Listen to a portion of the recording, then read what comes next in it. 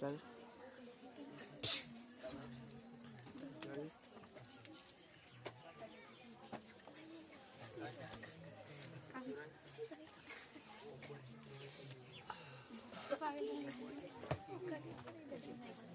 ठीक है ना, देखो तो दिक्कत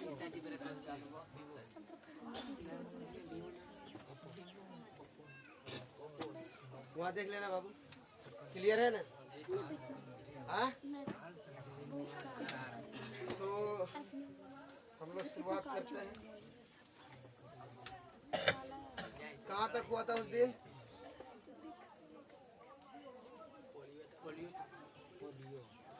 इन्फ्लुएंजा होगा। चल चौथा था कि पांचवा था वो?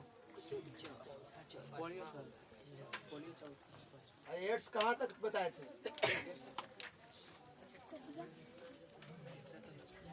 पांचवा था एड्स।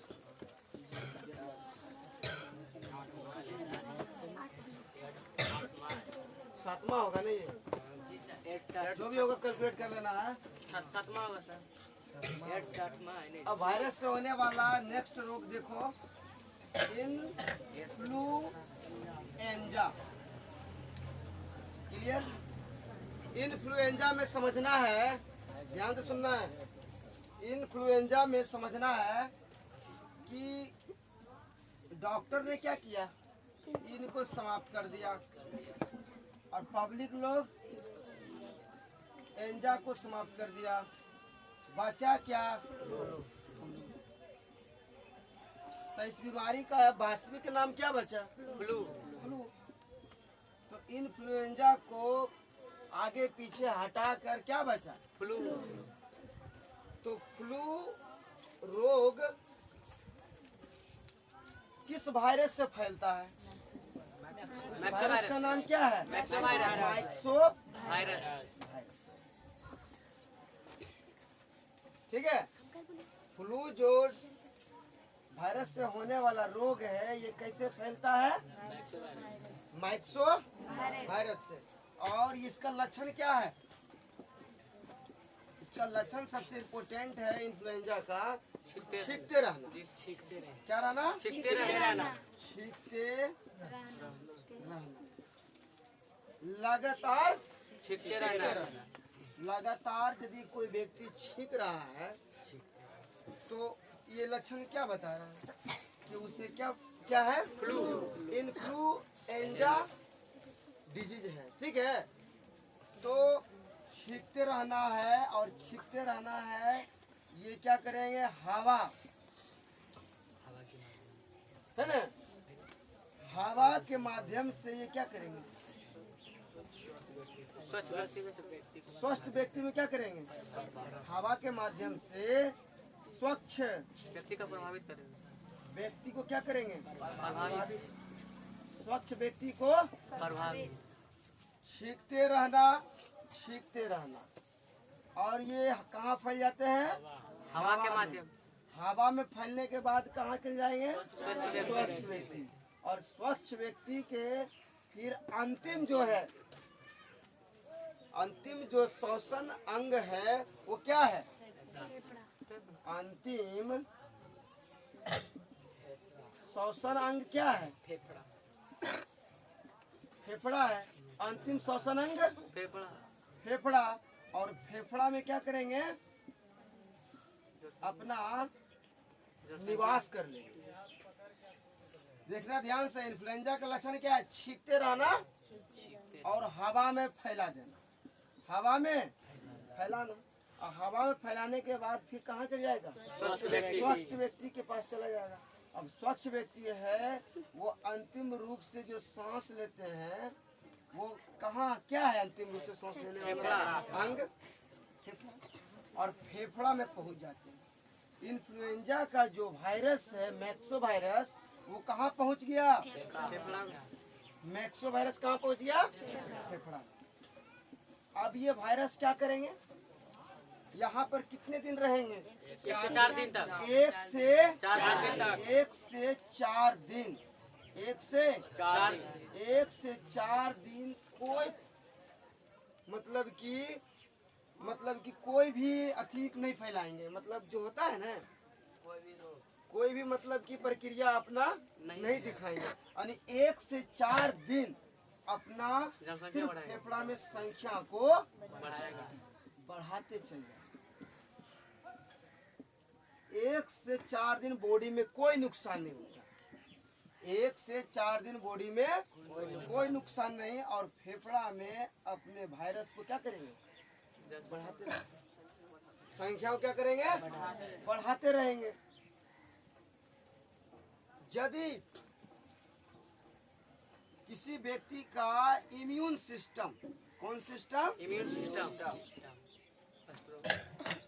इम्यून सिस्टम यदि ठीक ठाक रहेगा, क्या रहेगा, ठीक ठाक। ठीक ठाक। इम्यून सिस्टम तभी ठीक ठाक रहेगा, यानी इम्यून सिस्टम जब ठीक ठाक रहेगा, ठीक रहेगा, क्या रहेगा, तो इम्यून सिस्टम को बनाए रखने के लिए कम से कम संतुलित भोजन करना चाहिए ना। इम्यून सिस्टम को बनाए रखने के लिए क्या करना चाहिए, कम से कम संतुलित भोजन करना चाहिए। और एक चीज ध्यान दो, लड़की लोग को अक्सर देखोगे बहुत कम रोटी खाते हैं कि नहीं, और उसके बाद दोबारा फिर वो प्रचार भी करते हैं कि हम कितना रोटी खाए हैं, हम 2 ही रोटी खाते हैं। लेकिन मैक्सिमम जो खाने का मतलब कि होना चाहिए प्रोसेस, क्या होना चाहिए, कम से कम मतलब कि जो आहार के रूप में अधिक मतलब ज़्यादा भोजन भी नहीं करना चाहिए, ज़्यादा कम भी नहीं खाना चाहिए। यानी समान रूप से भोजन करने से क्या होगा, इम्यून सिस्टम ठीक रहेगा। ठीक रहेगा। इसके लिए क्या है, दाल है, भात है, उसके बाद रोटी, सबसे मेन चीज है ना। तो इम्यून सिस्टम जिसका स्ट्रॉन्ग है वो क्या होगा, 3 से 4 दिन, 3 से 4 दिन जो इन्फ्लुएंजा का वायरस, मैक्सो वायरस फेफड़ा में पड़ा हुआ है, ये अपने आप क्या हो जाएगा, अपने आप नष्ट हो जाएगा, अरे अपने आप ठीक हो जाएगा। बात समझ आ रहा है ना। यदि इम्यून सिस्टम 3 से 4 दिन इम्यून सिस्टम ठीक रहेगा, तो 3 से 4 दिन क्या होगा, अपने आप ठीक हो जाएगा, अपने आप यह बीमारी, ये जो मैक्सो वायरस है नष्ट हो जाएगा, या अपने आप यहीं से वो ठीक होना शुरू हो जाएगा। यदि इम्यून सिस्टम ठीक रहेगा तब, और यदि इम्यून सिस्टम ठीक ना रहे तब, फैल जाएगा सब। इम्यून सिस्टम ठीक ना रहे तब क्या होगा, तब ये जो वायरस है मैक्सो वायरस, ये मैक्सो वायरस फिर ये क्या लक्षण दिखाने लगेंगे, तो आगे ये क्या करेंगे, जैसे मान लिया जाए फेफड़ा में वायरस है, 3 से 4 दिन में इसका इम्यून सिस्टम ठीक है तो समाप्त हो जाएगा, अपने आप ठीक हो जाएगा।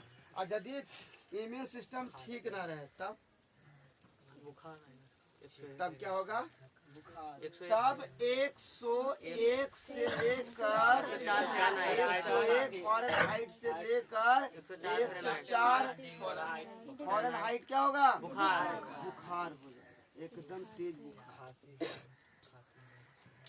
उसके बाद क्या होगा, खांसी होगा,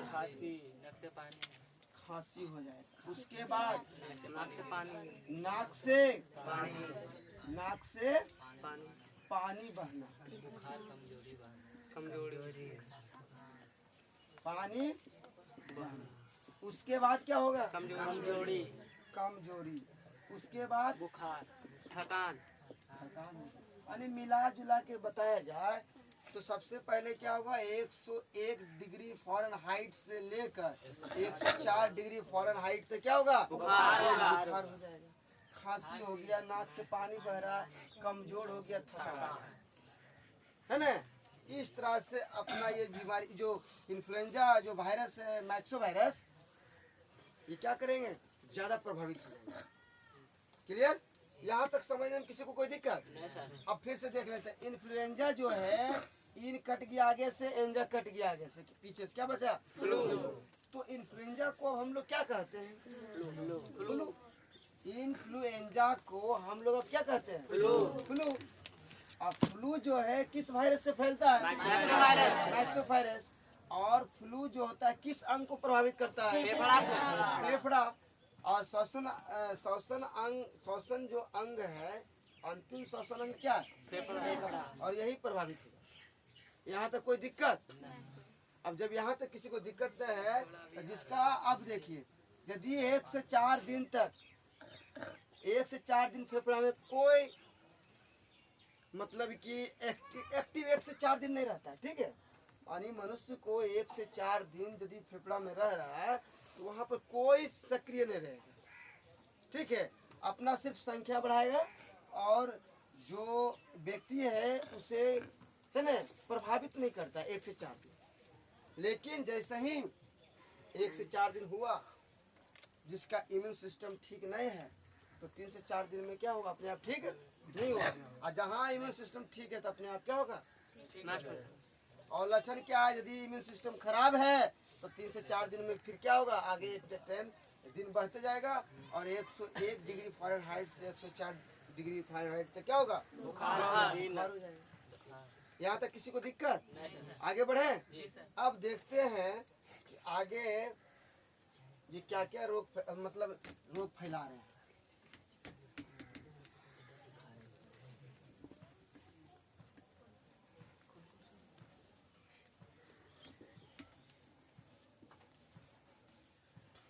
देखा जाए मैक्सो वायरस, इसका स्ट्रेन देखा जाए, इसका टाइप देखा जाए तो H क्या है? H5 है। H1N5 sir. H1N5 H5N1 है ना? नहीं सर, H1N5 H1N1 ठीक है। उल्टा है सर। सर वहाँ H1N5 H1 है जी सर। H1N5। यदि H1N5 है तो कौन सा रोग हो गया? Bird flu. कौन फ्लू है? Bird flu. और यदि H1N1 है तो स्वाइन फ्लू। यही ऑब्जेक्टिव में पूछा जाए। क्लियर? तो हमको लगता है कि इन्फ्लुएंजा से कोई दिक्कत तो आगे बढ़े। अब आते हैं पोलियो में।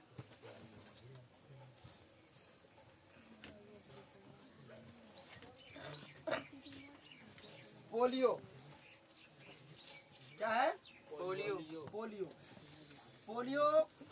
किस वायरस से फैलता है? Polio virus. पोलियो किस वायरस से फैलता है? पोलियो वायरस से फैलता है। ये लड़का यहाँ ध्यान देगा। पोलियो किस वायरस से फैलता है? पोलियो का सामान्य नाम क्या है?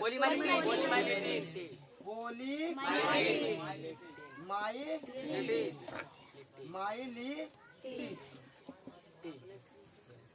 यानी कि माइलिटिस। ये ध्यान देना इस बात को। पोलियो किस वायरस से फैलता है? पोलियो वायरस से। पोलियो का वास्तविक नाम क्या है? वास्तविक नेम। पोलियो का वास्तविक नाम क्या है? पोलीमाइलिटिस। और ये जो पोलियो है ये फैलता कैसे है? तो गंदे पानी, गंदे भोजन, गंदे दूध। पानी मिला जुला के कहा जाए जो पोलियो रोग फैलता है गंदे पानी, गंदे भोजन, गंदे दूध। और जैसे ही ये कहाँ पहुँच जाता है? आहार नाल में। कहाँ पहुँचता है? आहार नाल तो अंग्रेजी में क्या कहते हैं? Alimentary canal.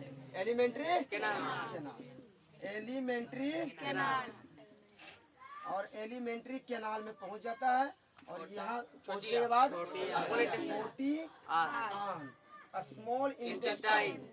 छोटी और जैसे छोटी आंत में पहुंचता है तो छोटी का अंत में दो प्रक्रिया होता है। जी सर पूर्ण रूप से भोजन को पचाना पूर्ण रूप से भोजन को पचाना भोजन का पाचन क्रिया होता है पचे भोजन का पचन और पचे हुए भोजन का अवशोषण पचे हुए भोजन का क्या होता है? अवशोषण होता है। लिखावट समझ में आ रहा है? जी सर पचे हुए भोजन का अवशोषण अवशोषण होता है। ठीक है, अभी यहाँ तक हम लोग जानकारी लेते हैं कि छोटी आंत पूर्ण रूप से भोजन का क्या होता है? पाचन क्रिया। अब पचे हुए भोजन का अवशोषण हुआ, उसके बाद ये फूड कहाँ प्रवेश करेगा? सेल में चला गया। सेल मतलब कोशिका में। कहाँ चला गया? अब कोशिका में जाने के बाद ब्लड में। अब ब्लड में जैसे पहुंच जाएगा तो मस्तिष्क में। अब मस्तिष्क में पहुंच गया तो समझ आने के न्यूरॉन कोशिका को ये क्या कर देते हैं? प्रभावित कर देता है। कौन कोशिका? और न्यूरॉन कोशिका को क्या कर देते हैं? प्रभावित कर देते हैं। यानी न्यूरॉन कोशिका तक पहुंच गए। कौन? वायरस। पोलियो वायरस गंदे पानी भोजन दूध से लेकर कहाँ पहुँचे? यदि इसको ग्रहण कर लिए तो आहार नाल में पहुँचेगा नहीं? आहार नाल माउथ से शुरू होता है और रेक्टम तक। और छोटी आंत पूर्ण रूप से भोजन पाचन क्रिया होता है। पचे भोजन का अवशोषित होकर कहाँ चला गया? सेल में जाने के बाद रक्त में, और रक्त के बाद मस्तिष्क में पहुंचा तो न्यूरॉन कोशिका। कहने का मतलब न्यूरॉन कोशिका को नष्ट कर देता है। और जब न्यूरॉन कोशिका को नष्ट कर दिया तो हाथ और पैर की, किसकी? हाथ और पैर की जो होती है न्यूरॉन कोशिका को क्या करते हैं? समाप्त कर देते हैं। एक बार जब न्यूरॉन कोशिका समाप्त हो जाता है तो दोबारा वो ठीक नहीं होता है। इसलिए एक बार जिसको है ना पोलियो रोग से ग्रसित है तो फिर दोबारा ठीक नहीं हो सकता। यानी कहने का मतलब क्या? हाथ पैर को ज्यादा प्रभावित करता है। तो इसका मतलब क्या हुआ? हाथ पैर से हम क्या करेंगे? हाथ पैर से हाथ से धो लें। कहने का मतलब ये नहीं हुआ? तो यहाँ तक समझने में किसी को कोई दिक्कत? पोलियो किस वायरस से फैलता है? इसका वास्तविक नाम? और ये किस अंग को प्रभावित करता है? न्यूरॉन कोशिका को प्रभावित करता है। न्यूरॉन कोशिका को प्रभावित कर दिया, यानी हाथ पैर की कोशिका का न्यूरॉन कोशिका को प्रभावित कर दिया। अब यहाँ देखा जाए क्या पोलियो का कितने बरस, मतलब इसका जो फैलने का जो है उम्र कहाँ से कहाँ तक? 1 महीने से 3 वर्ष तक। 6 महीना। राइटर लिखते हैं 6 महीना से 3 वर्ष तक। राइटर क्या लिखते हैं? 6 महीना से 3 वर्ष तक के बच्चों में। वैज्ञानिकों को मानना है कि जो पोलियो वायरस है 6 महीना बच्चे से 3 वर्ष के बच्चे तक ये रोग फैलते हैं।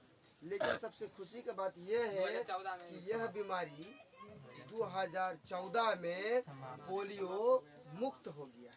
भारत से नहीं बल्कि विश्व से,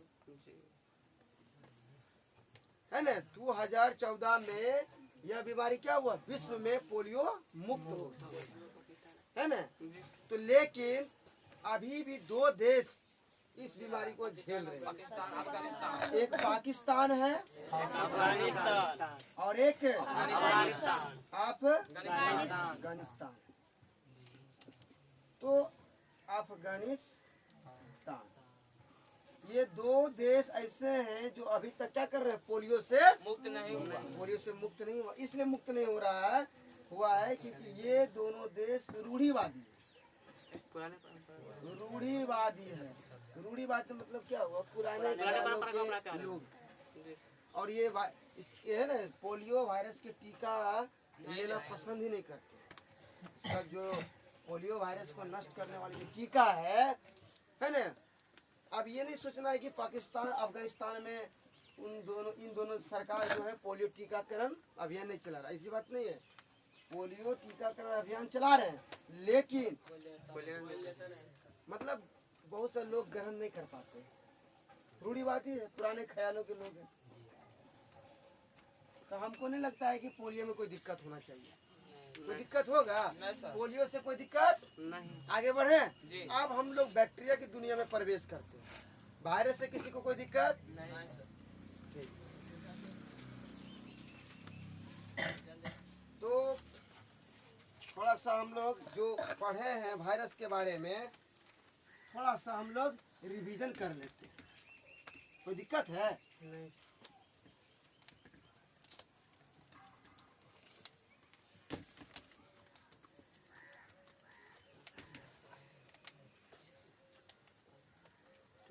पहला रोग वायरस से होने वाला क्या बताए थे?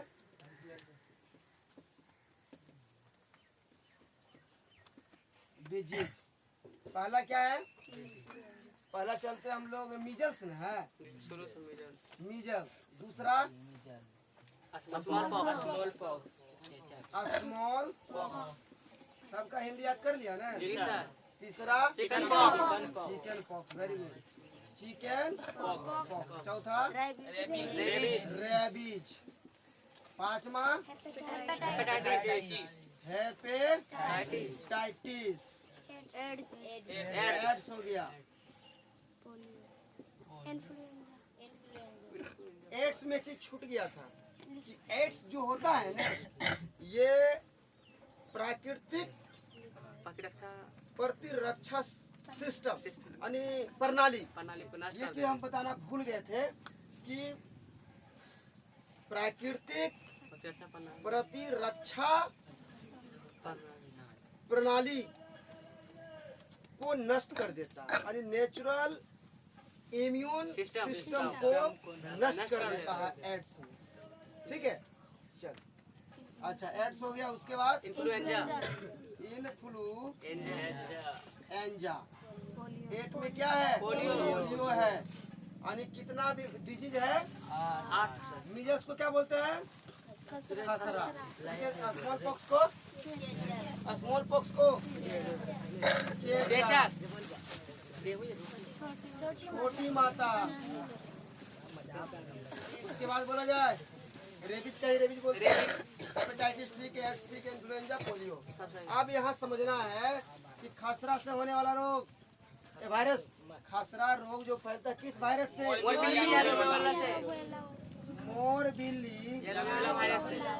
मोरबिल्ली या रूबेओला वायरस। कोई दिक्कत? अच्छा, चेचक भेरिओला वायरस। अच्छा,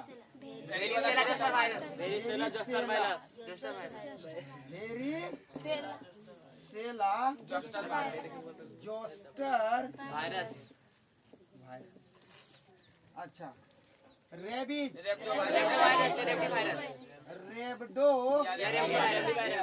रेबडो या रेबडी वायरस।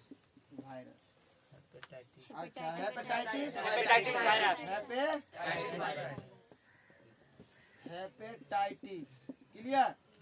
अच्छा, AIDS HIV, influenza myxo virus,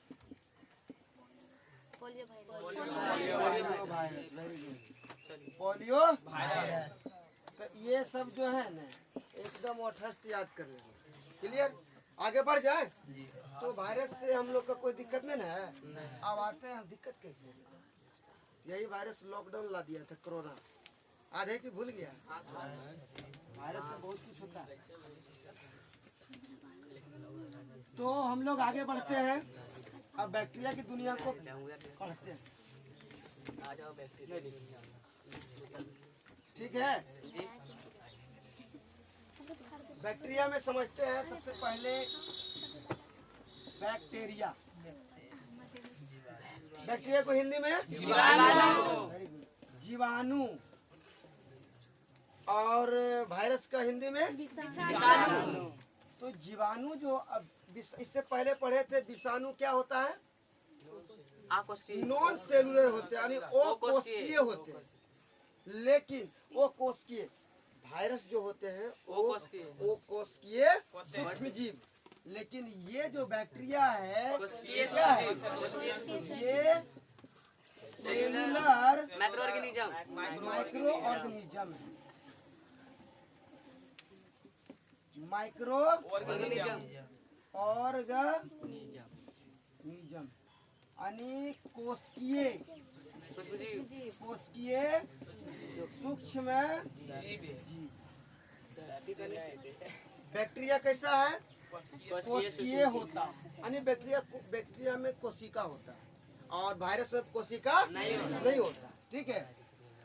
और 1675 से लेकर 1683 के बीच एक महान व्यक्ति है लीवेनहॉक, इन्होंने बैक्टीरिया की खोज किया, उसका नाम क्या रखा, एनिमल मालक्यूल। 1675 से लेकर 1683 के बीच लीवेनहॉक एक नामक वैज्ञानिक ने बैक्टीरिया की खोज किया, जिसका नाम क्या रखा, एनिमल। और किनके सहायता से इन्होंने ढूंढा था, कंपाउंड माइक्रोस्कोप के द्वारा कंपाउंड माइक्रोस्कोप के सहायता आई है कि बाई है बाबू, आई है ना, जी सर माइक्रोस्कोप। तो कंपाउंड माइक्रोस्कोप को हिंदी में क्या बोलते हैं, संयुक्त सूक्ष्मदर्शी या यौगिक सूक्ष्मदर्शी। ये इसमें कितने लेंस होते हैं, दो उत्तल लेंस होते हैं, दो उत्तल लेंस होते हैं और इस टाइप से ये होते हैं। ये इसे अभिदृश्यक कहते हैं, अभिदृश्यक कहते हैं इसको, और ये है क्या, नेत्रिका। अभिदृश्यक को क्या बोलते हैं, ऑब्जेक्ट लेंस, और ये नेत्रिका को आई लेंस। तो कंपाउंड माइक्रोस्कोप का खोज किसने किया, और सरल सूक्ष्मदर्शी का खोज एच जॉनसन और जेड जॉनसन, दोनों भाई खोजा। अच्छा, इलेक्ट्रॉन सूक्ष्मदर्शी का खोज ई रस्का और एमनोल यानी एमनोल और ई रस्का। क्या चीज का खोज किया था, इलेक्ट्रॉन माइक्रोस्कोप। तीन बातें ध्यान देना यहाँ पर है, ये सेल चैप्टर में मैंने पढ़ा चुका है ना। संयुक्त यानी यौगिक सूक्ष्मदर्शी का खोज किसने किया, सरल सूक्ष्मदर्शी का खोज एच जॉनसन और जेड जॉनसन, दोनों भाई ने खोजा। और इलेक्ट्रॉन माइक्रोस्कोप का खोज एमनोल और ई रस्का। ऐसे शॉर्ट में बोल सकते हैं knoll and Ruska. Electron microscope का खोज, knoll and Ruska, knoll and Ruska, ठीक है। तो लीवेनहॉक ने बैक्टीरिया का सबसे पहली बार खोज किया, नाम क्या रखा, उसके बाद ये समझना है कब 1675 से लेकर 1683 तक इतना समय लग गया, क्लियर। अब आगे बढ़ते हैं। एक वैज्ञानिक थे 1829 में, यानी इरेनबर्ग।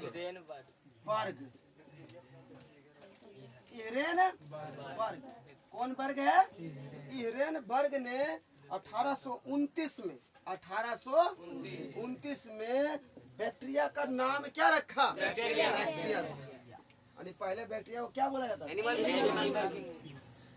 तो बैक्टीरिया पहली बार रखने का श्रेय किसको जाता है? एरेनबर्ग को जाता है। तो बैक्टीरिया का नामकरण कौन किए थे? एरेनबर्ग। यहाँ तक किसी को कोई दिक्कत? आगे बढ़ते हैं।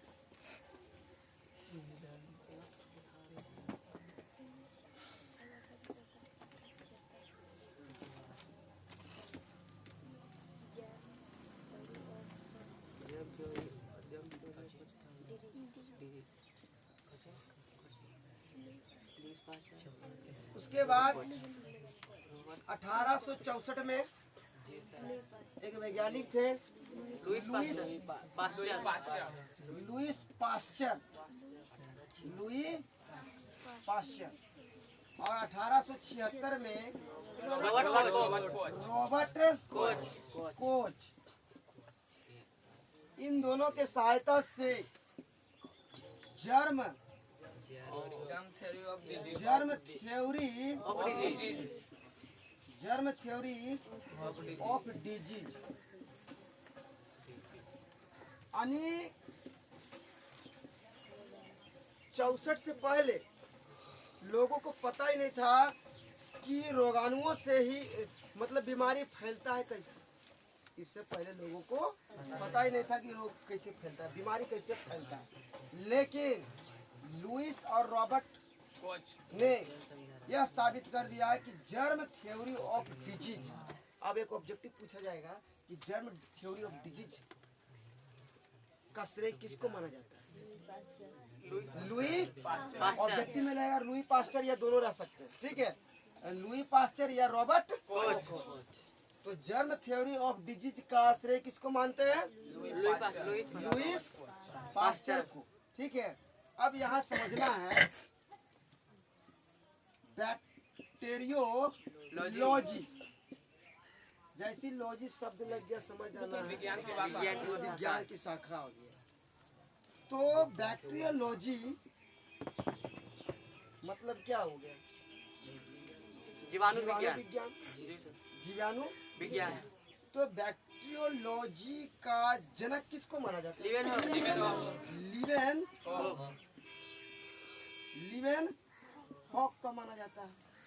फादर ऑफ बैक्टीरियोलॉजी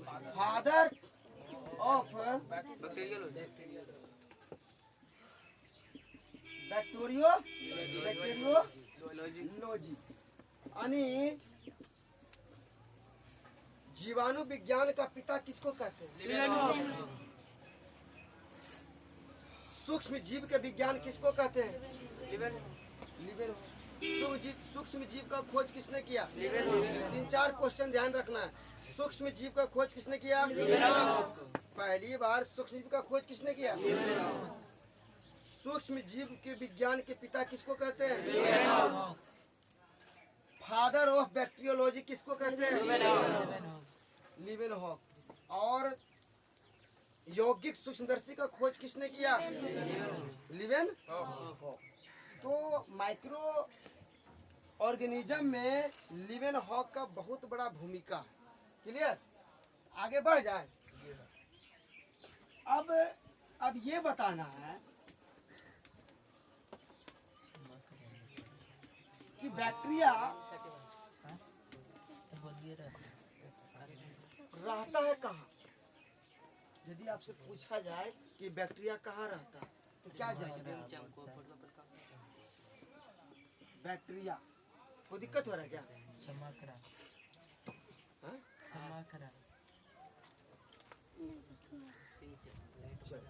अच्छा, लिखावट समझ में आ रहा है यहाँ पर?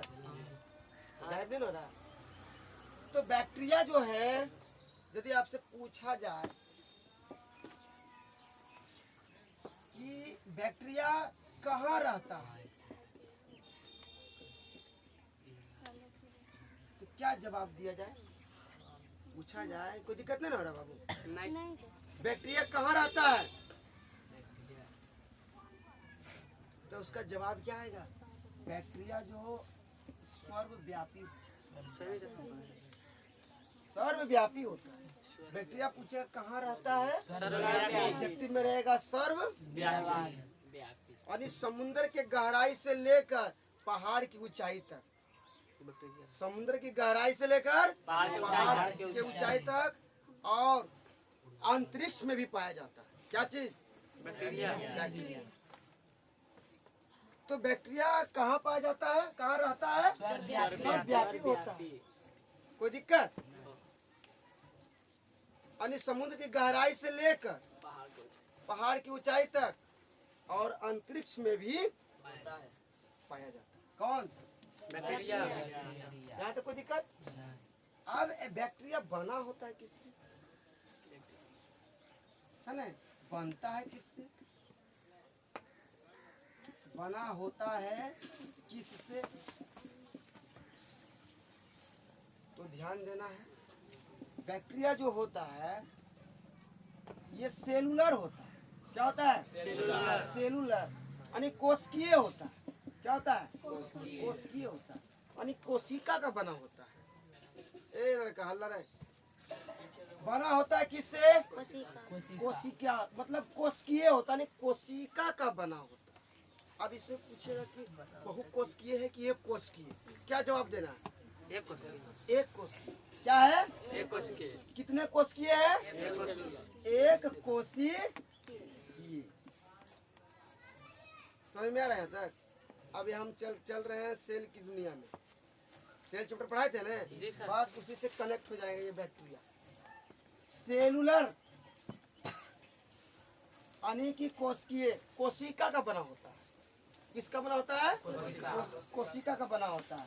और कितने कोशिका का बना होता है? एक कोशिका। बहुकोशिकीय की एक कोशिकीय? एक कोशिकीय। अब ये समझना है कि ये प्रोकैरियोटिक होता है कि यूकैरियोटिक होता है? प्रोकैरियोटिक।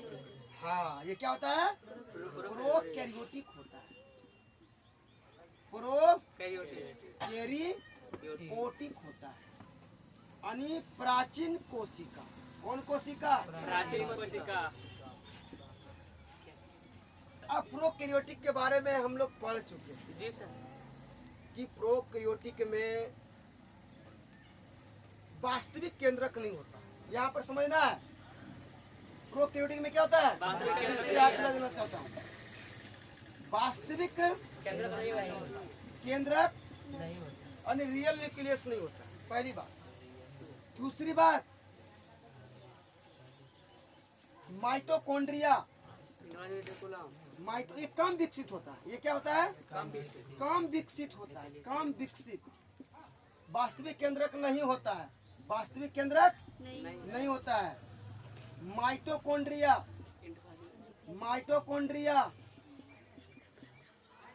और गोल्जी कॉय इस सब का अभाव रहता है। ये क्या रहता है? अभाव। प्राचीन कोशिका, प्रोकैरियोटिक को कौन कोशिका बोलते हैं? प्राचीन कोशिका कहते हैं। कम विकसित कोशिका है, वास्तविक केंद्रक नहीं होता है। माइटोकॉन्ड्रिया गोल्जी बॉडी का अभाव होता है।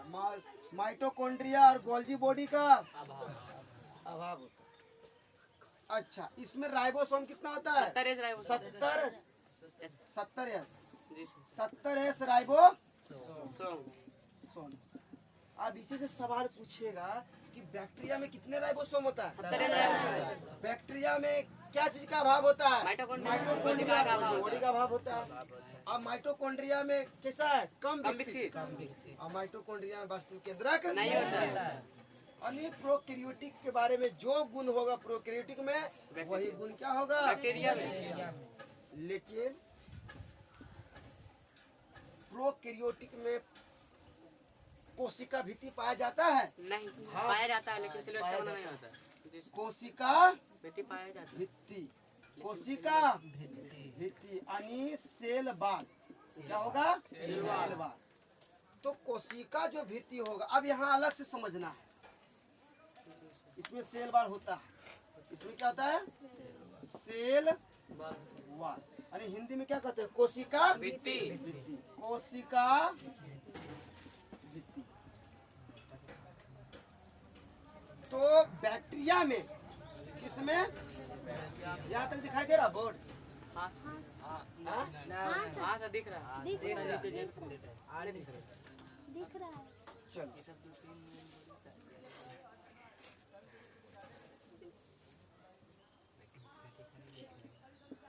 इधर दिखाई दे रहा? जी बैक्टीरिया में जो होता है ना सेल वाल, बैक्टीरिया में जो सेल वाल होता है, आगे बताते हैं, जगह नहीं, ठीक है।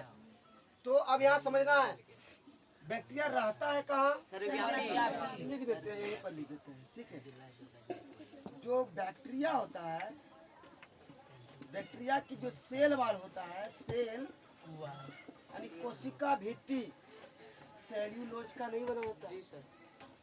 ऐसे कोशिका भित्ति क्या चीज का बना होता है? सेल्यूलोज का। सेल्यूलोज का। लेकिन यहाँ पर बैक्टीरिया का जो सेल वाल है, कोशिका भित्ति है, ये सेल्यूलोज का नहीं बना होता है। किससे बना होता है? पेप्टिडो ग्लाइकन। दो ग्लाइकन। पेप्टिडो ग्लाइकन। एग्जाम में पूछा जाए कि बैक्टीरिया का जो कोशिका भित्ति है क्या चीज का बना होता है? पेप्टिडो ग्लाइकन। पेप्टिडो ग्लाइकन। पेप्टिडो एक बार बोलो तो पेप्टिडो पेप्टिडो पेप्टिडो तो बैक्टीरिया का सेल वाल किस चीज का बना होता है? पेप्टिडो ग्लाइकन। पेप्टिडो ग्लाइकन। अब आगे बढ़ते हैं हम लोग। यहाँ तक किसी को कोई दिक्कत? बैक्टीरिया कहाँ रहता है? सर्वव्यापी होता है। समुद्र की गहराई से लेकर पहाड़ की ऊंचाई तक, अंतरिक्ष, सभी जगह सर्वव्यापी मतलब सभी जगह। यदि हम लोग मुंह खोलेंगे तो मुंह में लाखों बैक्टीरिया रहेंगे, समझ रहे हैं? और इस सभी जगह बैक्टीरिया कहाँ बना होता है? किससे? ये कोशिका का बना होता है। कितने कोशिका होता है? एक कोशिका। कोशिका होते हैं। कौन कोशिका होता है? प्रोकैरियोटिक कोशिका। प्रोकैरियोटिक कोशिका होता है। क्या बैक्टीरिया में वास्तविक केंद्र होता है? नहीं होता है, कम विकसित होता है। माइटोकॉन्ड्रिया गोल्गी बॉडी का अभाव होता है। अब एक ऑब्जेक्टिव पूछा जाता है कि बैक्टीरिया में कितने राइबोसोम होता है? Sir S ribosome. आगे बढ़ जाए। जी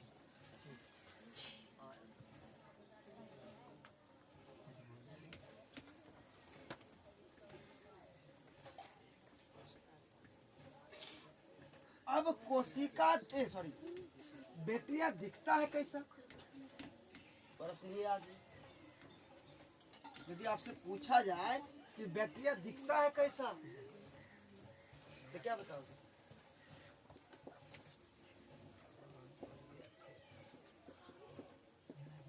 बैक्टीरिया दिखाई देता है, बैक्टीरिया दिखाई देता है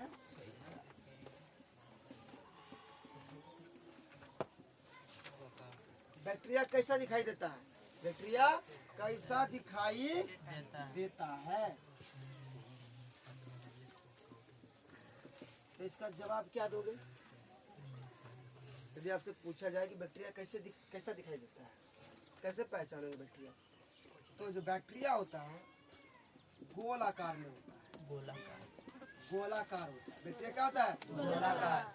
बैक्टीरिया क्या होता है? गोलाकार। छड़ के समान होता है, छड़ के आकार जैसा। छड़ के आकार। बैक्टीरिया कैसा होता है? सर्पिल आकार में होता है। सर्पिल आकार में होता है। बैक्टीरिया कैसा होता है? कॉमा जो हम लोग नहीं लिखते हैं हिंदी में। तो बैक्टीरिया दिखता है कैसा? बैक्टीरिया छड़ के आकार, सर्पिल आकार, कॉमा। अब यहाँ एक प्रश्न दिया जाता है कि जो बैक्टीरिया है जो गोल आकार में दिखता है, वैसा बैक्टीरिया जो सूक्ष्मदर्शी से देखने पर गोल आकार दिखे, उसे क्या कहते हैं? कोकस। क्या कहते हैं? कोकस। अब यहाँ ऑब्जेक्टिव पूछ देता है कि कोई भी बैक्टीरिया के नाम के आगे, पहले, आगे, पीछे, मध्य में कहीं भी रह जाएगा कोकस, तो समझना पूछ देगा तो वो कैसा बैक्टीरिया? गोलाकार। यदि बैक्टीरिया छड़ के आकार हो तो बेसिलस। क्या बताना है? बेसिलस। और यदि बैक्टीरिया सर्पिल आकार में है तो स्पाइरिलम। और यदि कोमा के आकार में है तो उसका नाम क्या होगा? हाइब्रियो। क्या बोलना है? अंग्रेजी समझ में आ जाएगा ना? कोकस, हिंदी में भी कोकस। Bacillus, spirillum. क्या बोलना है? लिख दे हिंदी क्या? स्पाइरिलम। ये है हाइब्रियो। हाइब्रियो। ये बेसिलस है। क्या है? बेसिलस। और ये क्या है? कोकस। क्या है? कोकस। अब यहाँ पर ये समझना थोड़ा सा हम लोग इस आकार में है। क्या बोले? कोकस है। यदि छड़ के समान है, बैक्टीरिया इस टाइप का भी होता है। और यदि इस रूप में है, ऐसा तो दर्शन हुआ होगा हमको लगता है।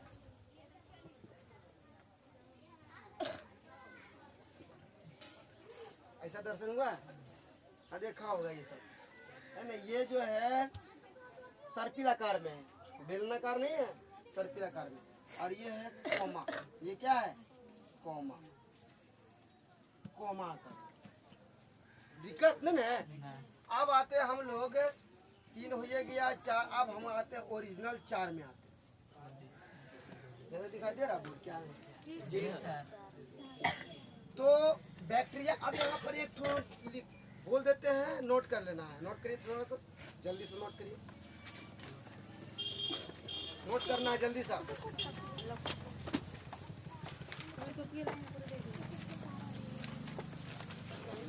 कोकस, चारों को लिख के आना, ठीक है? कोकस नोट करिए जल्दी जल्दी सा।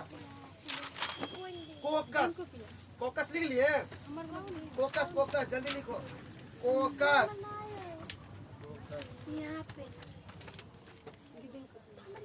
जब हम माइक्रोस्कोप से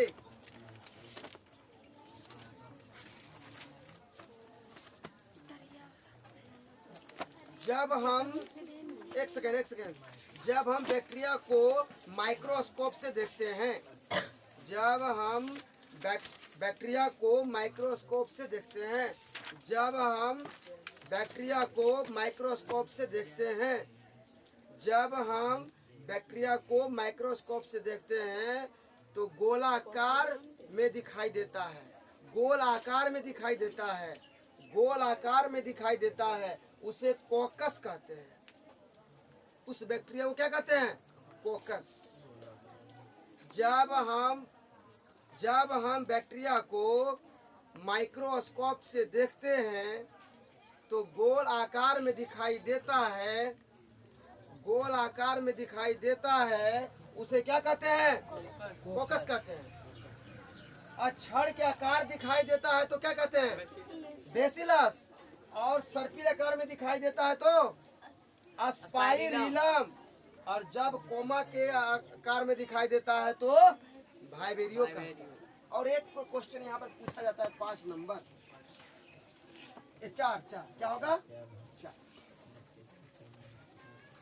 जब गोलाकार, ध्यान से सुनना है बाबू, गोलाकार बैक्टीरिया, कौन बैक्टीरिया?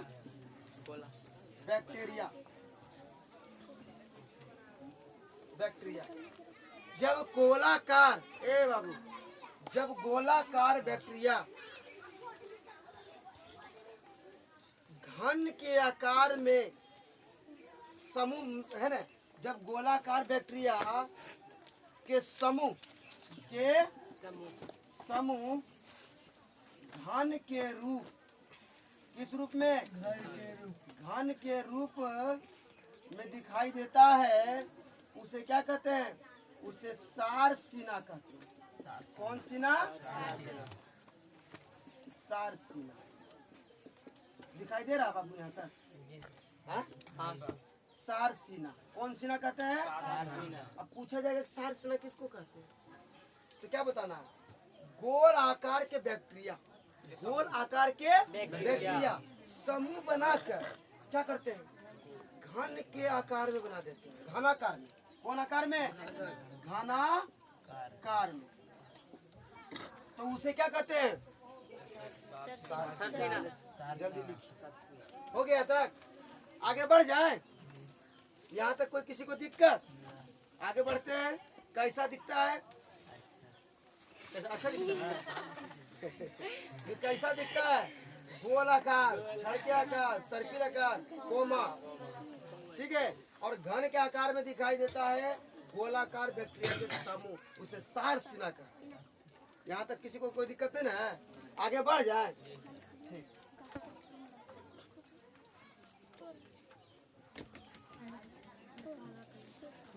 अब जो बैक्टीरिया है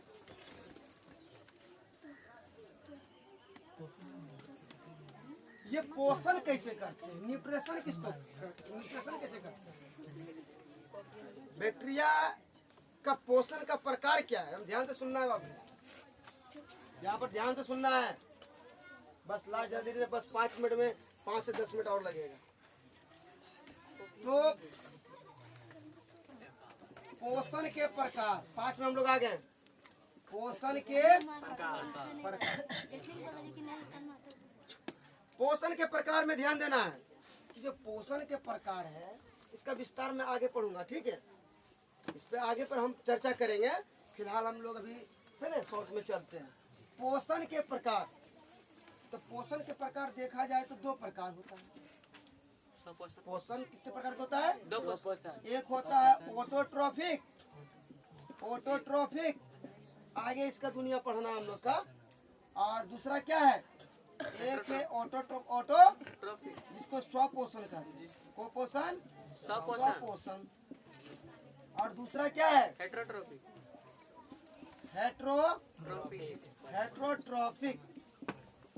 क्लियर? और इसको बोलते हैं परपोषण।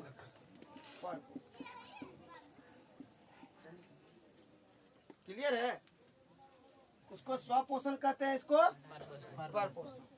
जो ऑटोट्रॉफिक है और ऑटोट्रॉफिक किसको कहते हैं? बस खाली समझना है यहाँ पर कि इसका पोषण का प्रकार क्या है। ये आगे इसके बारे में पढ़ाई होगा, ठीक है। इसका यहाँ पर हमको शॉर्ट में चलना है। ऑटोट्रॉफिक किसको कहते हैं? वो ऐसा सजीव या जीव जो अपना भोजन बनाने के लिए किसी और पर निर्भर नहीं करते हैं, ये अपना भोजन स्वयं बना लेते हैं, उसे क्या कहते हैं? और इसमें कौन आते हैं? पेड़ पौधे आते हैं। क्लियर? यानी प्लांट आते हैं। कोई दिक्कत? वीडियो को 1-2 बार देख लोगे तो आसान समझ में आ जाएगा, ठीक है। अच्छा, हेटरोट्रॉफिक किसको कहते हैं? भोजन बनाने के लिए दूसरे पर निर्भर करते हैं। वैसा सजीव जो अपना भोजन बनाने के लिए किसी और सजीव पर निर्भर करते हैं, किसी और वस्तु पे निर्भर करते हैं, किसी और पदार्थ पे क्या करते हैं? निर्भर करते हैं। उसको क्या कहते हैं? हेटरोट्रॉफिक। अब हेटरोट्रॉफिक भी 3 प्रकार के होता है। हेटरोट्रॉफिक कितने प्रकार का? 3 प्रकार का। ऑटो का अर्थ होता है स्वयं, और ट्रॉफिक का मतलब क्या होता है? सिंथेसिस का मतलब पोषण। ये आगे मैं बताऊंगा, पहले ध्यान समझ लेना। ये जो पोषण होता है ना, परपोषण, ये मुख्यतः कितने प्रकार का? 3 प्रकार। कौन कौन? एक होता है परजीवी। एक क्या होता है? परजीवी। और दूसरा क्या होता है? मृत जीवी, मृत जीवी। और तीसरा क्या होता है बाबू? प्राणी संपोषी। 3 तो हुआ। एक है परजीवी, एक कौन है बाबू? परजीवी। दूसरा कौन है? मृत जीवी। तीसरा प्राणी संपोषी। अब परजीवी किसको कहते हैं? वैसा जीव जो किसी दूसरे के शरीर पर निर्भर करके, आश्रित होकर अपना भोजन को ग्रहण करते हैं, उसे क्या कहते हैं? और मृत जीवी किसको कहते हैं? मरे हुए जीव या सड़े गले पेड़ पौधे या शिष्ट पदार्थों से ग्रहण करते हैं भोजन, उसको क्या कहते हैं? है ना? यहाँ तो कोई दिक्कत? अच्छा, प्राणी समपोषी किसको कहते हैं? वैसा उस प्रकार पोषण का वैसा प्रकार जो भोजन करने के बाद उससे पाचन क्रिया होता है, इसको होलोजोइक कहते हैं। होलोजोइक पोषण का वैसा प्रकार जो भोजन ग्रहण करने के बाद क्या होता है? पाचन क्रिया होता है, यानी डाइजेशन। कौन जैसन? डाइजेशन होता है, उसे क्या कहते हैं? प्राणी समपोषी। तो बैक्टीरिया इनमें से कौन इसको छोड़कर, यानी होलोजोइक पोषण न्यूट्रिशन को छोड़कर बैक्टीरिया कैसा होता है? सपोषण होता है ना? परजीवी होता है, मृत जीवी होता है, लेकिन प्राणी समपोषी नहीं। यही चीज ध्यान ऑब्जेक्टिव में रहेगा कि बैक्टीरिया का पोषण किस प्रकार के नहीं होता है। तो 3 सिमिलर 1 नॉट सिमिलर दे दे, 3 ठो एक जैसा, 1 ठो एक जैसा नहीं, तो टिक मार देना है ना। बैक्टीरिया किस प्रकार के पोषण नहीं करते हैं? प्राणी समपोषी। ये छोड़कर ये सभी प्रकार का पोषण करते हैं। कोई दिक्कत? आगे बढ़ जाए। अब जो ऑटोट्रॉफिक होते हैं, ऑटोट्रॉफिक के जितने भी सजीव होते हैं उसमें क्या होते हैं? क्लोरोफिल। क्या होते हैं? क्लोरोफिल। और क्लोरोफिल रहने के कारण ये क्या होगा? प्रकाश संश्लेषण अभिक्रिया। तो प्रकाश संश्लेषण अभिक्रिया होगा ने। अब यहाँ समझना है कि बहुत से बैक्टीरिया ऐसे होते हैं, अच्छा ऐसे समझना है कि जिस बैक्टीरिया में, बहुत से बैक्टीरिया में क्लोरोफिल भी होता है, बहुत से बैक्टीरिया में क्या होता है? क्लोरोफिल। तो जिस बैक्टीरिया में क्लोरोफिल होता है, जिस बैक्टीरिया में क्लोरोफिल होता है उसे क्या कहते हैं? साइनोबैक्टीरिया। जी, बैक्टीरिया। कोई दिक्कत है? बैक्टीरिया। यदि पूछा जाए साइनोबैक्टीरिया किसको कहते हैं, तो जिस बैक्टीरिया में क्लोरोफिल पाया जाता है उसे क्या कहते हैं? साइनोबैक्टीरिया। और साइनोबैक्टीरिया का जो नया नाम रखा गया इस बार भी, उसे क्या कहते हैं? उसे क्या कहते हैं? नील हरित शैवाल। क्या कहते हैं? नील हरित शैवाल। यहाँ पर एक ऑब्जेक्टिव पूछा जाता है, यहाँ से प्रश्न पूछा जाता है कि नील हरित शैवाल क्या है? 1 में बैक्टीरिया, 2 में वायरस, 3 में बैक्टीरिया, 1 में बैक्टीरिया हो गया, 2 में वायरस हो गया, 3 में शैवाल, डी में से कोई नहीं। नील हरित शैवाल शैवाल नहीं होता है। नील हरित शैवाल शैवाल नहीं होता, ये होता क्या है? बैक्टीरिया। ठीक है, कोई दिक्कत यहाँ से? तो पोषण के प्रकार समझ में आ गया। यानी जिस बैक्टीरिया में क्लोरोफिल, ये सब नोट कर लेना कॉपी में। इस साइनोबैक्टीरिया किसको कहते हैं? जिस बैक्टीरिया में क्लोरोफिल पाया जाता है उसे साइनोबैक्टीरिया कहते हैं। साइनोबैक्टीरिया का नया नाम क्या है? नील हरित शैवाल। नील हरित शैवाल बैक्टीरिया है, शैवाल नहीं है। कोई दिक्कत? अब एक लास्ट हम लोग चलते हैं इसके बारे में।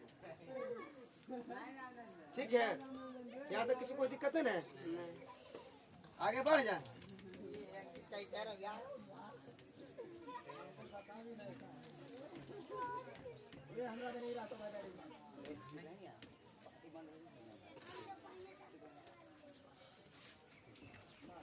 अब 6 में देखा, 5 की 6 होगा, 5 होगा ना?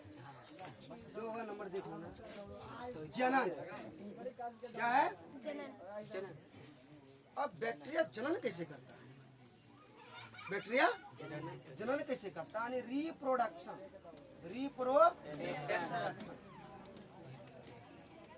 तो रिप्रोडक्शन कैसे करता है बैक्टीरिया? तो हम लोग को पता है कि जनन कितने प्रकार के होता है? 2। एक होता है लैंगिक, एक होता है अलैंगिक, एक होता है लैंगिक, जिसको बोलते हैं एसेक्सुअल। और ये क्या है? सेक्सुअल रिप्रोडक्शन, और ये हो गया एसेक्सुअल रिप्रोडक्शन। यदि सवाल पूछा जाए कि जनन, बैक्टीरिया का जनन किस प्रकार का जनन होता है, तो लैंगिक जनन। क्या टिक मारना है? और लैंगिक जनन होता है। बैक्टीरिया कैसा होता है? बैक्टीरिया ओ लैंगिक जनन होता है। और लैंगिक जनन में कौन विधि? फिजन। क्या होता है? फिजन। फिजन, फिजन बोलते हैं विखंडन को। फिजन किसको बोलते हैं? ऑब्जेक्टिव में रहेगा, मतलब टिक मार देना। तो बैक्टीरिया अलैंगिक जनन करते हैं। अच्छा, लैंगिक जनन, अलैंगिक जनन किसको कहते हैं?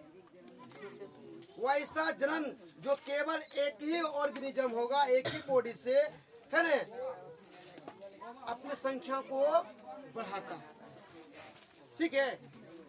और लैंगिक जनन किसको कहते हैं? केवल एक बॉडी, केवल एक बॉडी होगा। केवल क्या होगा? केवल एक ही बॉडी होगा, और एक ही बॉडी से अपने जैसे शक्ल के बच्चे को क्या करना? वो क्या कहलाता है? सिर्फ एक व्यक्ति, एक बॉडी होगा, एक ऑर्गन होगा, एक जीव होगा। और लैंगिक सेक्सुअल, लैंगिक, इसमें दो जीव होगा। कितने जीव? नर और मादा, दो जीव इसमें होगा। कितने जीव? जब दो जीव आपस में, है ना, निषेचन करने के बाद जो अपने जैसे शक्ल के बच्चे उत्पन्न करते हैं, उसे क्या कहते हैं? लैंगिक जनन। का मतलब क्या होता है? संख्या को बढ़ाना। क्लियर? तो बैक्टीरिया में कौन सा जनन होता है? अलैंगिक जनन। और लैंगिक जनन में कौन सा विधि? फिजन विधि। फिजन विधि को हिंदी में क्या कहते हैं? फिजन को हिंदी में विखंडन कहते हैं। जैसे मान लीजिए बैक्टीरिया क्या है? बैक्टीरिया है, तो बैक्टीरिया आगे अपना जनन कैसे करेगा? तो इस प्रकार कर लेता है। ठीक है। और इस प्रकार से ये खंडित हो जाएगा। हो गया? यही फिजन विधि है। मान लीजिए बैक्टीरिया, ये क्या है? बैक्टीरिया है, इस रूप में है, तो ये क्या करेगा? एक ही बॉडी है ना, ये क्या होगा? विखंडन होके दो भागों में बट गया। यानी कहने का मतलब क्या है? कहने का मतलब कि एक सेकेंड में लाखों बैक्टीरिया को उत्पन्न करने की क्षमता होती है। किसमें? एक बैक्टीरिया से लाखों बैक्टीरिया उत्पन्न करने की क्षमता होती है एक सेकेंड। कोई दिक्कत? हाँ, ठीक है, हम लोग कल मिलते हैं। Thank you. अभी जाना नहीं है, रुक जाना है।